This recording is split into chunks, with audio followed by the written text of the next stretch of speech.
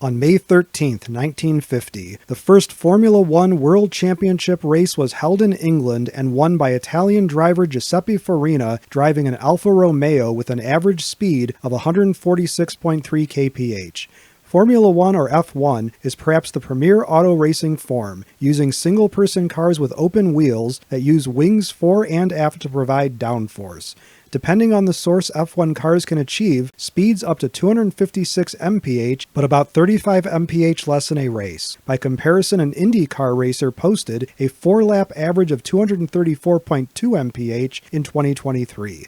NASCAR has purposely kept speeds down for safety reasons, and currently zip about 199 mph during a race, although some cars can drive up to 271 mph on a straight. No other car racing can challenge the Top Fuel dragsters of NHRA that rocket up to 338 mph on their quarter-mile run.